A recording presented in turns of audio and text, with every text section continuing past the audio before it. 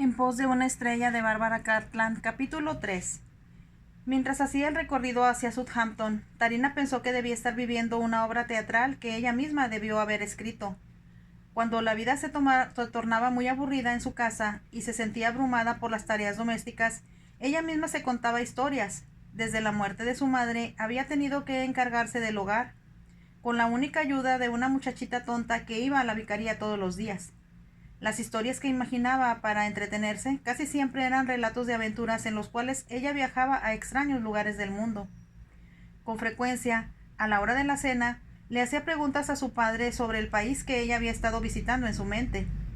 Como el vicario había viajado mucho de joven y además era un hombre muy culto, siempre encontraba libros que hablaban sobre lo que Tarina quería saber o sobre el lugar acerca del cual le hacía alguna pregunta, y después los examinaban juntos. Por lo tanto, ella sabía mucho sobre las costumbres y características de lugares remotos. Siam siempre le había parecido un país misterioso, emocionante y más típicamente oriental que sus vecinos. Pero nunca, ni siquiera en sus sueños más descabellados, había pensado que tendría la oportunidad de visitarlo. Sentada en un cómodo vagón de segunda clase que le había reservado el secretario del marqués, en su calidad de doncella, se sentía como si estuviera viajando en una alfombra mágica. Se esperaba que el genio responsable de su transportación no resultara demasiado temible. Ese genio, desde luego, era el marqués.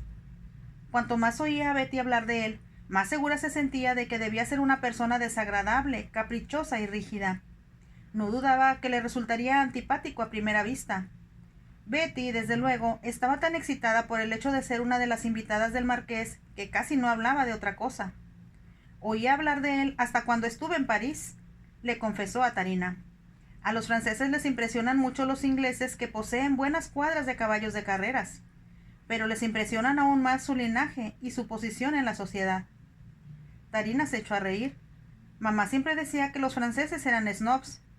Claro que lo son, reconoció Betty, con el resultado de que solo conocí aristócratas cuando estuve en Francia, aunque algunos eran jóvenes y ardientes. ¿Te pidieron que te casaras con ellos?, preguntó Tarina. Solo tuve una proposición de matrimonio y no la acepté.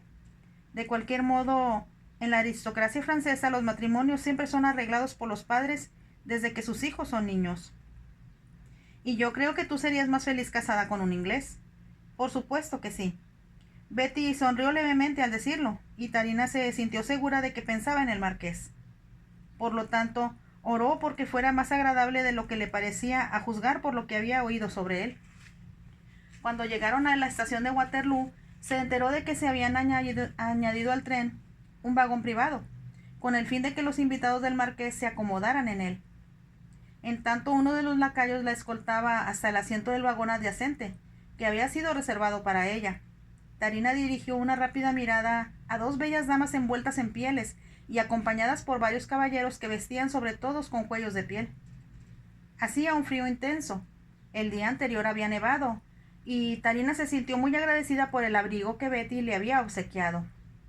Después de haber desempacado lo suficiente de los baúles que Betty había enviado a su dormitorio para encontrar un vestido negro, pensó con preocupación qué podría ponerse encima de él.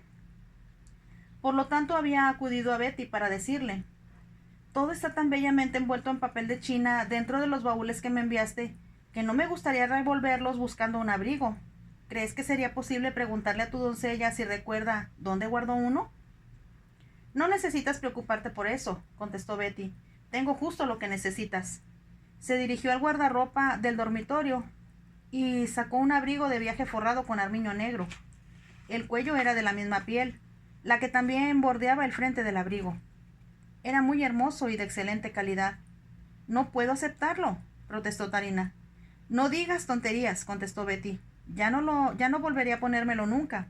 Lo compré el año pasado para ir a Francia, y aún a los franceses les pareció elegante. A ti te sentará muy bien, estoy segura. Abrumada ante la idea de ponerse algo tan costoso, Tarina se lo puso y notó que aunque el negro era el color adecuado para una doncella, constituía un marco perfecto para su piel blanca y su cabello rojo. Sin embargo, era lo bastante sensata como para saber que lo último que deseaba era atraer la atención. Se recogió el cabello hacia atrás, en un gran moño sobre la nuca, y seleccionó el sombrero más sencillo que tenía Betty. Aún así, tuvo la incómoda impresión de que no parecía una doncella. Solo esperaba que la suposición de que era francesa sirviera de respuesta para quienes la miraran con dudas. La noche anterior le había dicho a Betty: he estado pensando, querida, que lo mejor que podríamos hacer sería decir que soy francesa a medias, y también a medias inglesa, para que quienes se muestren interesados en el asunto no duden. ¿Por qué?, preguntó Betty. Porque es muy fácil olvidarse de imitar el acento extranjero, contestó Tarina. Si alguien me pregunta, lo que creo muy improbable, puedo decir que mi padre era francés y mi madre inglesa y que ya hace años que vivo en el país. Por supuesto, eso es muy sensato, reconoció Betty.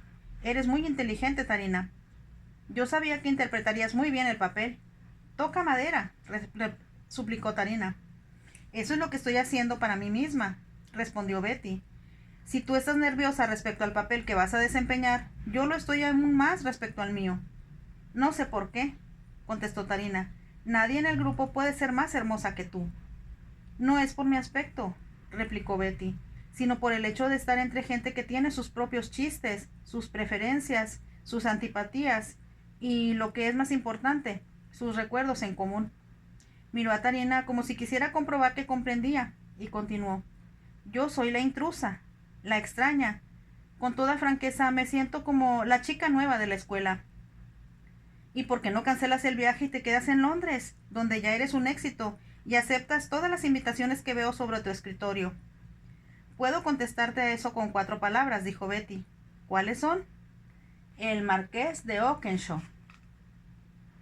Al pensar en eso ahora, cuando el tren se deslizaba a través de los campos cubiertos de nieve, Tarina tuvo el desagradable presentimiento de que Betty iba a sufrir una desilusión. Quizás porque tenía sangre celta en sus venas, al igual que austríaca, o debido a que había pasado tanto tiempo sola, Tarina poseía un instinto, o lo que su padre llamaba una percepción, que con frecuencia le permitía ver más allá de la superficie de las cosas. No usamos lo suficiente nuestra percepción, le había dicho el vicario. Con la civilización, la gente se ha vuelto perezosa. En el pasado los hombres, al igual que los animales, podían oler el peligro, y raras veces se dejaban engañar por las palabras, porque podían ver el alma de los otros hombres. ¿Es lo que tú haces, papá? Trato de hacerlo, pequeña, le había contestado el vicario, y algunas veces me asusta de lo que veo. Por todo lo que Betty le había contado, el instinto de Tarina le decía que el marqués no merecía las molestias que Betty se tomaba para complacerlo. Si él no comprende que Betty es una muchacha dulce, bondadosa, sincera y encantadora, pensó con lealtad, entonces cuanto más pronto lo olvide, mejor. Después continuó diciéndose: si lo que quiere son mujeres exóticas y sofisticadas, debe buscarlo en otra parte. No sabía con exactitud cómo eran las mujeres exóticas y sofisticadas, pero lo mucho que había leído le había enseñado que en todos los rincones del mundo había dalilas, así como serpientes que tentaban a los seres humanos, aún en el propio jardín del Edén. También había sirenas, brujas, hechiceras y villanas, según había descubierto en los libros que llenaban la biblioteca de su padre.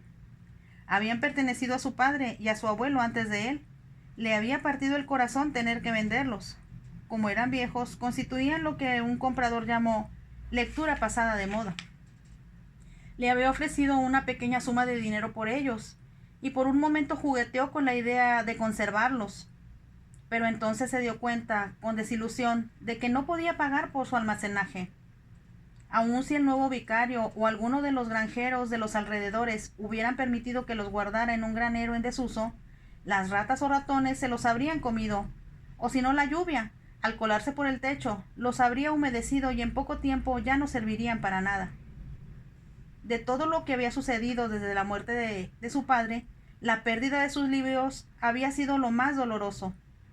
Había pasado muchas horas inclinada sobre ellos, sintiendo que le abrían ventanas hacia un mundo que nunca había visto y que tal vez nunca conociera, pero que se volvía suyo, porque lo había leído y porque eso se quedaba almacenado en su memoria.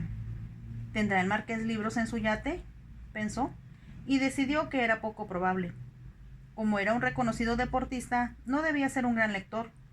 Los sirvientes habían colocado una cesta de comida en el vagón, junto a ella, y cuando llegó la hora del almuerzo, Tarina disfrutó de cada bocado.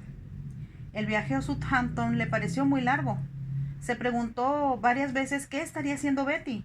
Sabía que su prima estaba tan emocionada como ella ante el hecho de ir a Siam, aunque de una forma muy diferente. En realidad, Betty se sentía un poco inquieta. Cuando vio a Lady Millicent Carson, comprendió que era el tipo de mujer hermosa que la hacía sentirse tímida. Había supuesto, por lo que el marqués le había dicho cuando la invitó, y por su forma de mirarla, que ella iba a ser su único interés durante el viaje. Por lo tanto, cuando unos momentos antes de que el tren partiera, Lady Millicent subió al vagón, Betty la miró con franco asombro. La había visto en el andén, como también lo hiciera Tarina, pero en lugar de hablar con los otros invitados, había permanecido charlando a un lado, donde nadie podía escucharla, con un joven alto y apuesto, que sin duda no pertenecía al grupo que iba a viajar en el yate. Parecían tener mucho que decirse, y cuando Lady Lorraine sugirió que ya era tiempo de subir al vagón, Betty se había sentido segura de que Lady Millicent no iría con ellos. Entonces, en el momento en que la puerta estaba a punto de cerrarse y el guardia permanecía de pie, listo para la orden de partida, con un silbato en una mano y una bandeja roja en la otra, se había reunido con ellos, de forma tan espectacular, que parecía una estrella haciendo su entrada en el escenario de un teatro. El marqués, que había estado sentado junto a Betty, se había puesto de pie y Lady Millicent había exclamado: «Por favor, búsqueme un asiento cómodo que no quede sobre las ruedas. Me siento demasiado exhausta para soportar un movimiento así». El marqués le ayudó a instalarse en un confortable sillón en aquel vagón arreglado como si fuera un salón en miniatura. Para desolación de Betty, él se sentó junto a ella. «Me siento encantado de poder cuidar de usted en su viaje de regreso a la India», dijo. Betty supo entonces cuál era el destino de Lady Millicent y escuchó con atención cuando ella contestaba: «Le estoy muy agradecida a su señoría, y desde luego le he escrito a mi esposo diciéndole lo bondadoso que ha sido usted conmigo». Betty lanzó un leve suspiro de alivio. Así que Lady Millicent era casada. Como saberlo la hizo tan feliz, sonreía en el momento en que un apuesto joven ocupaba el asiento que el marqués dejara vacío. «Me llamo Harry Presswood», dijo él, «y soy uno de los más antiguos amigos de Vivian. Él me ha hablado de usted». A Betty le pareció que Harry Presswood era un hombre muy bien parecido, y antes que se hubieran alejado mucho de Londres, descubrió que le era fácil charlar con él. «Hábleme de usted», sugirió Harry. «Vivian me dijo que estuvo viviendo en Francia. Esa fue una verdadera pérdida para los ingleses». Betty mostró sus hoyuelos al sonreírle. «Es usted muy bondadoso. Yo me siento muy emocionada de haber vuelto a Inglaterra y excitada ante el hecho de formar parte de este maravilloso viaje de descubrimiento». «¿Quién le dijo tal cosa?», preguntó él risueño. «Nadie, pero debe ser así cuando vamos a un lugar tan extraño y lejano como Siam». «Yo siento lo mismo. Será mi primera visita, como también la primera que usted haga, ¿no?». «Sí, y me alegro mucho», confesó Betty. «No me sentiré tan ignorante cuando haga preguntas. Estoy segura de que debe haber muchas cosas fascinantes que ver». Habló de una forma tan ingenua, tan juvenil, que Harry se sintió impulsado a decir: «Esa es la actitud correcta. Estoy harto de la gente que se muestra aburrida de todo, porque ya lo conoce todo. Esa, desafortunadamente, suele ser la actitud de nuestro notable anfitrión». «Bueno, al menos él podrá decirnos lo que queremos saber», contestó Betty. «Creo que la respuesta a eso es que usted es quien debe hacer las preguntas». Los ojos de Harry brillaban como si estuviera divertido. Sin embargo, la forma en que la miraba le reveló a Betty que la admiraba. Logró que se sintiera menos nerviosa y un poco más segura de sí misma. Como Tarina había pensado antes que saliera de la plaza Grosvenor, estaba realmente preciosa, con un traje de viaje del mismo color que sus ojos. Llevaba un abrigo en un tono más oscuro de azul, adornado y forrado con marta cebellina. Lucía zafiros en sus diminutas orejas y un gran anillo de la misma piedra en un dedo. «Parece usted una figura de porcelana de Dresde», exclamó Harry de pronto. Los hoyuelos volvieron a aparecer en el rostro de Betty, como sucedía siempre que sonreía, y añadió: «Supongo que le han dicho eso una docena de veces antes». «Tal vez 2 docenas». Ella se echó a reír. «Usted trata de hacerme decir algo que sea realmente original». «Estoy esperando a escucharlo». Del otro lado del vagón, Lady Millicent miraba al marqués por el rabillo de sus ojos ligeramente oblicuos. «Comienzo a creer», le dijo, que es el destino el que decidió que viajáramos juntos en este momento en particular. ¿Por qué lo dice?, preguntó él. Porque, contestó ella, cuando me dijeron que Roderick sería enviado a la India, pensé con desolación que nunca volvería a verlo a usted. ¿Y eso la preocupaba? Si hay algo que me disgusta de veras, contestó Lady Millicent, es sentirme intrigada por las 2 primeras páginas de un libro y después no poder seguir leyéndolo. Tenemos cuando menos 3 semanas para descubrir qué sucede en el siguiente capítulo. El hecho de que ese tiempo sea o no suficiente depende de usted. Yo pensaría que depende de ambos, observó el marqués con suavidad. Ella le dirigió una provocativa mirada y plegó los labios en un gesto de invitación. El marqués pensó, como ya lo había hecho otras veces, que era difícil imaginar a una mujer más hermosa y atractiva que ella. Lady Millicent tenía un encanto de sirena sumamente excitante. Y, sin embargo, al mirar a Lady Bradwell, decidió que su belleza blanca y sonrosada era tan fresca como la de una flor. Volvió a compararse con Paris. Igual que él, debía elegir entre 2 bellísimas diosas, una a cada lado suyo. Sin embargo, cuando bordaron la Sirena del Mar, que los esperaba en Southampton, comprendió que, aun si así lo deseara, le resultaría muy difícil escapar de Lady Millicent. Si él no se había decidido, ella lo había hecho en su lugar. Sabía que así como había realizado maniobras para convertirse en su invitada durante el viaje, ahora maniobraba para convertirse en su amante antes de llegar a Calcuta. Estaba dispuesto a interpretar el papel, pero se preguntaba qué hacer respecto a Betty Bradwell, que le atraía tanto o más que Lady Millicent. Entonces se dijo que le quedaba el resto del viaje a Sián, así como el largo trayecto de regreso a casa, porque Lady Millicent se iría y Betty se quedaría. Una vez que hubo instalado a sus invitados en sus correspondientes camarotes, el marqués se quedó solo con Harry en su estudio, que se encontraba al lado de su dormitorio, y se convertía en un refugio privado cuando estaba en el yate. «Debo decir, Vivien», exclamó Harry, «que te has superado a ti mismo trayendo como invitadas a 2 de las mujeres más hermosas que he visto en mi vida». «Sí, me siento muy satisfecho conmigo mismo», contestó el marqués. «Ambas son exquisitas», comentó Harry, «aunque tengo la impresión de que Lady Millicent va a interpretar el papel de villana, en tanto que Lady Bradwell sin duda será la heroína».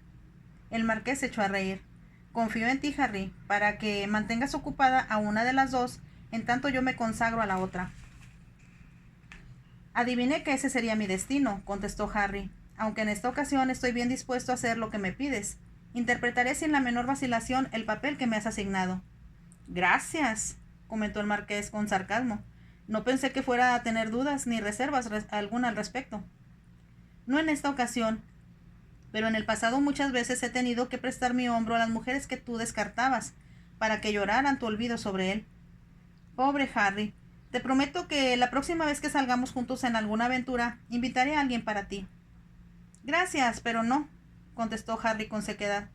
«Ya he probado eso antes, y te aseguro que resulta muy frustrante saber que cuando tú estás presente, el sexo débil invariablemente me considera como una pobre alternativa». El marqués volvió a reír. Entonces dijo: «No seas tonto, Harry. Tú sabes que siempre cuentas conmigo. Además, yo no invité a Lady Millicent. Me la impusieron». Lo sé. Pero ella es una cazadora hambrienta, y una vez que te haya puesto las garras encima, me temo que encontrarás difícil librarte de ella». El marqués no contestó, pero en su rostro apareció una expresión de escepticismo. Harry sabía que, sin importar lo persistente que fuera una mujer, ninguna había logrado poseer al marqués, que siempre se las ingeniaba para salir de cualquier trampa que le pusieran, o para librarse de unos brazos indeseados por muy firmes que fueran. El marqués se levantó de la silla en la que estaba sentado. «Deja de hablar de mujeres, Harry», sugirió, «y ven a ver mi yate. Aún no lo conoces todo, y creo que tenemos tiempo, antes de la cena, para subir al puente y ver cómo salimos de la bahía». «Esa idea me gusta de veras», aceptó Harry. «Y aún antes que me lo preguntes te diré que la Sirena del Mar me parece absolutamente magnífico. Debo felicitarte por tu nueva adquisición». Si Harry se sintió impresionado por la Sirena del Mar, para Tanina constituyó una completa revelación. Nunca había imaginado que un yate pudiera ser tan grande, tan cómodo o tan atractivo. Con frecuencia había pensado en lo mucho que le gustaría viajar en un barco, aunque su padre le había hecho reír contándole historias sobre las incomodidades que sufrían algunas personas en el mar, según lo que él había visto en sus viajes de juventud. Desde el momento en que subió a bordo de la Sirena del Mar, siguiendo a los invitados del marqués entre los sirvientes que habían llegado en el tren de Londres, Tarina pensó que era como una pequeña casa dotada de todo lo necesario. La única diferencia, se dijo, es que se desliza en el mar en lugar de mantenerse en tierra firme. La Sirena del Mar era un yate recién construido, y Betty le había contado que el marqués había elegido cada detalle e inventado accesorios que ningún otro yate poseía. Cuando Tarina se dirigía desde la estación al muelle, en un carruaje que compartía con el valet del marqués, éste le confirmó que su amo había planeado y vigilado cada detalle de la construcción y la decoración. Su señoría es un perfeccionista, le explicó lleno de orgullo. Siempre espera que todo sea perfecto, y ay de aquel que le falle. De veras se fija a metas muy elevadas, sonrió Tarina. Así es, reconoció el valet, y comprenderá lo que quiero decir cuando vea algunas de sus otras posesiones. Le dirigió una sonrisa de entendimiento al añadir: según lo que he oído, es un hecho que va usted a conocerlas. ¿Qué quiere decir con eso?, preguntó Tarina con curiosidad. Bueno, su señora es muy hermosa. Y así es como le gustan las mujeres a su señoría. Tarina se puso rígida al sentir que el hombre se estaba comportando de una manera impertinente. Entonces se dijo que esa era la forma en que los sirvientes acostumbraban a hablar de sus amos. Por cierto, dijo el valet, yo soy Hunt, y me estaba preguntando, puesto que usted es francesa, ¿cómo podría llamarla? ¿Por qué no mademoiselle? Sí, eso me parece muy bien y más fácil, contestó Hunt. Y supongo que como usted es francesa, no se parece a ninguna de las doncellas de la señora que yo haya conocido hasta ahora. Como Tarina no deseaba hablar de sí misma, se apresuró a decir: espero, señor Hunt, que usted me dirá qué otras personas vienen en el grupo. Poco antes de subir al tren vi a dos bellas señoras en la estación de Waterloo. Hunt, que quería demostrar lo mucho que sabía sobre los asuntos de su amo, se apresuró a explicarle. La mayoría son viejos amigos, dijo, excepto Lady Millicent Carson, a quien su señoría conoce de hace poco tiempo, y desde luego la señora de usted. Se produjo una pausa y entonces agregó riendo: me sorprendió mucho que Lady Millicent se reuniera con nosotros en el último momento. Pensé que su señoría iba a concentrarse en el ama de usted. Todo parecía arreglado en ese sentido, hasta hace 2 días. Tarina había decidido no hacer muchas preguntas sobre el marqués. Sabía que los sirvientes hablaban, y, como decía su madre, nada podía ocultárseles. Sin embargo, a ella le resultaba desagradable entrometerse en cosas que no eran de su incumbencia. Pero como a través de lo que el valet estaba diciendo dedujo que Lady Millicent representaba una amenaza para Betty, preguntó: ¿quién es el padre de Lady Millicent? El conde de Hull, contestó el valet. Su esposo es Sir Roderick Carson, que está en el servicio diplomático. Tarina lo miró con los ojos muy abiertos. ¿Es casada? Por supuesto que es casada, contestó Hunt. Su señoría nunca se relaciona con jóvenes solteras.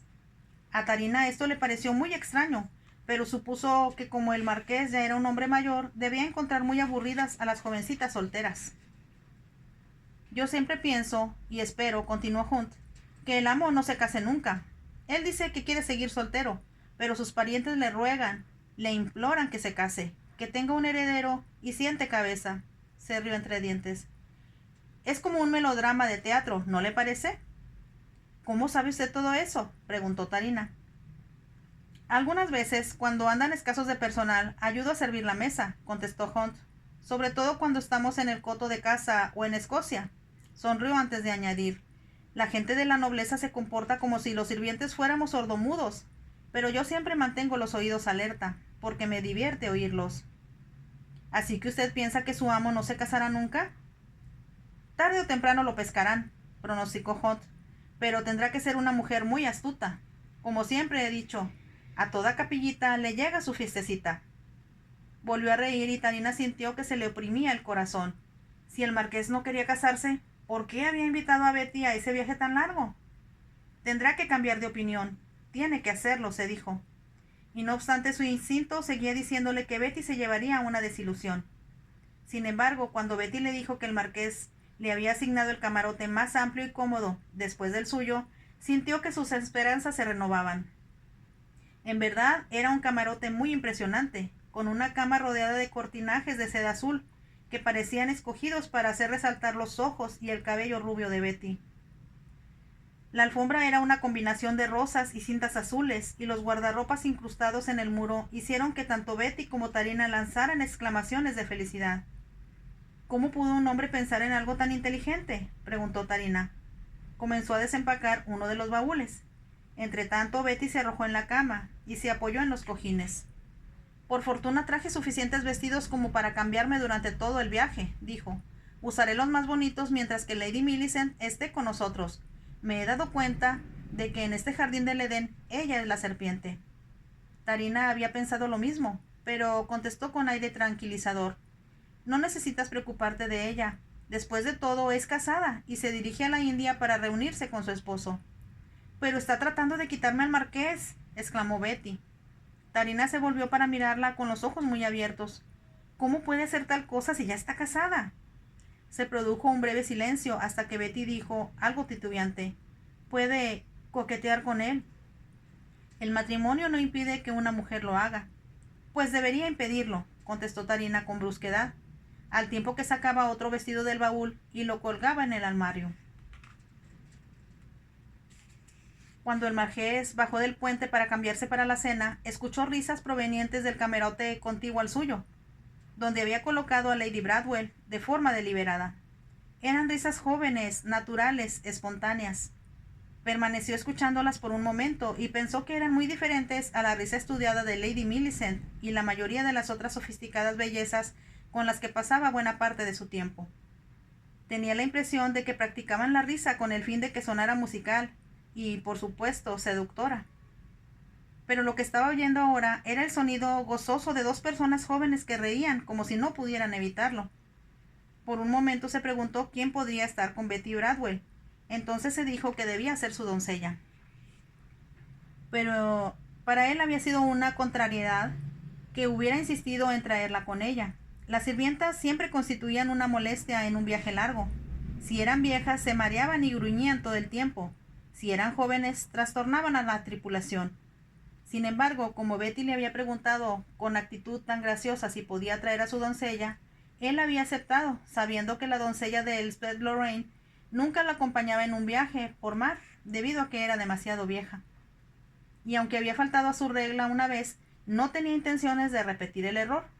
Cuando su secretario le informó que había recibido una comunicación de Lady Millicent respecto a su doncella, él contestó con firmeza que no había camarote disponible.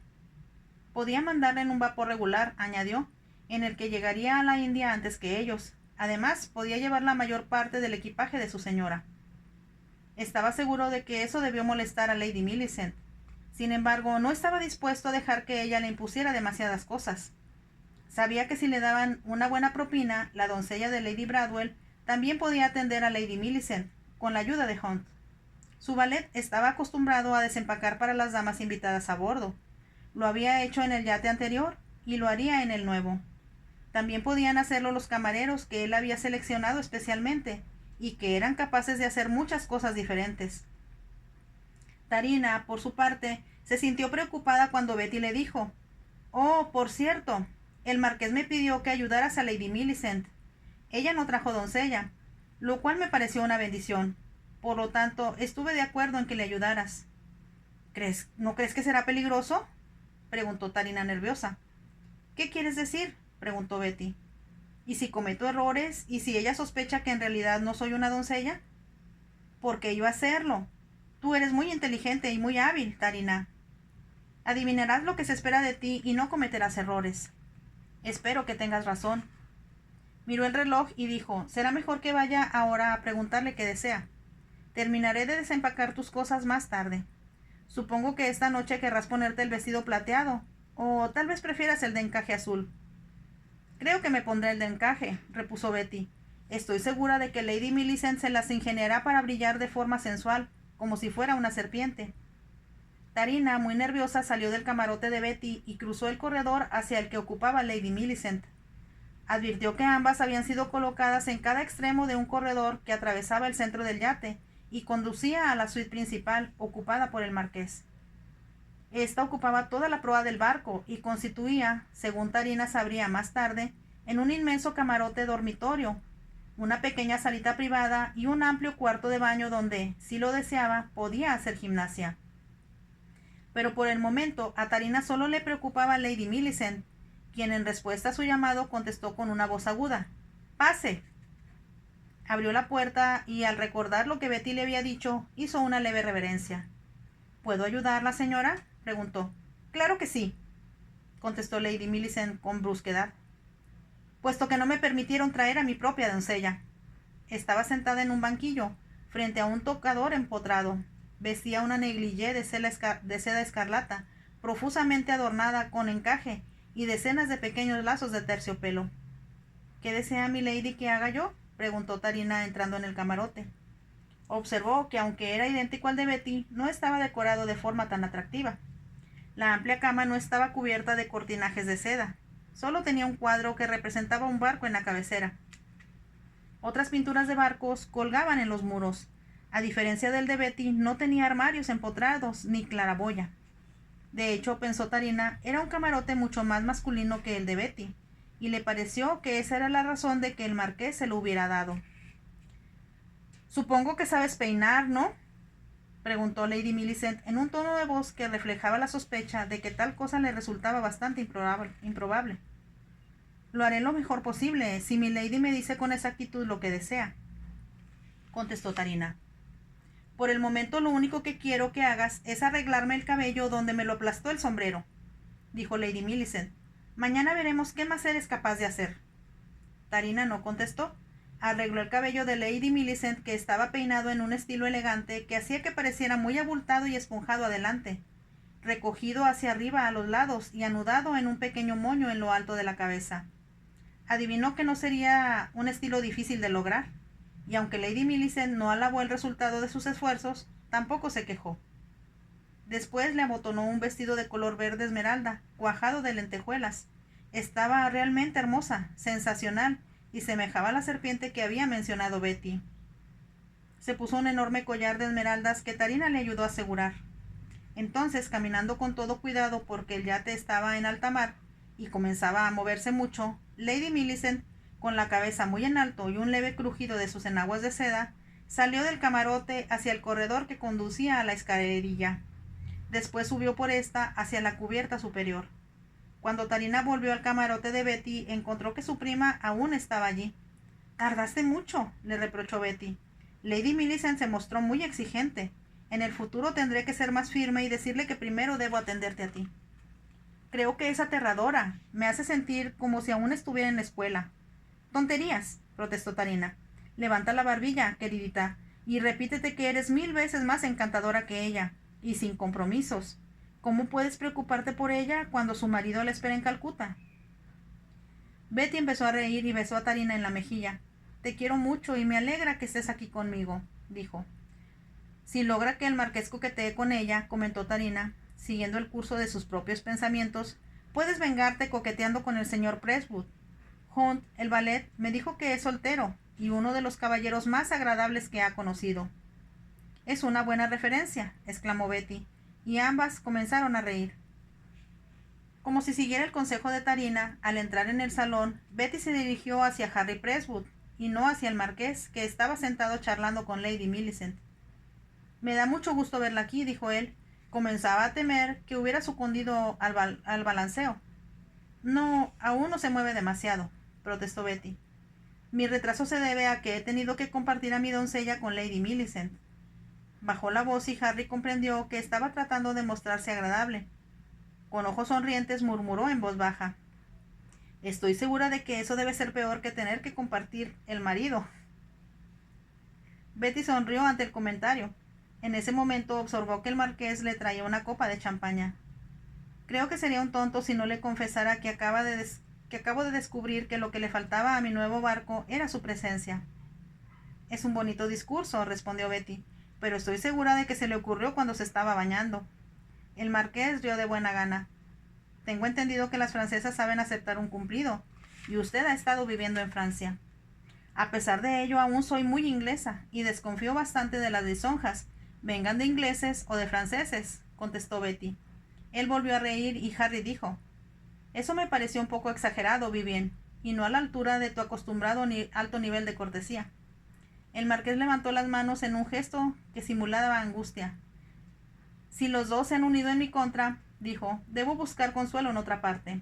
Volvió al lado de Lady Millicent, y Lady Lorraine, que se hallaba sentada al otro lado de Harry y había escuchado todo, comentó: «Estoy segura, Lady Bradwell, de que a nuestro anfitrión le hará muy bien que usted le haga bromas, de vez en cuando. Con frecuencia pienso que Vivien se toma demasiado en serio». «Tienes mucha razón», reconoció Harry, «y el problema no consiste en que se tome a sí mismo tan en serio, sino en que así lo toman todos los demás». Lady Lorraine contestó en voz baja: «Creo, Harry, que el verdadero problema es que Vivien pasa demasiado tiempo con personas mayores que él, y con frecuencia olvidamos que aún es un hombre joven. Debería divertirse más. Me preocupa cuando lo escucho hablar con tanto cinismo y cuando lo veo con esa sonrisa burlona en sus labios».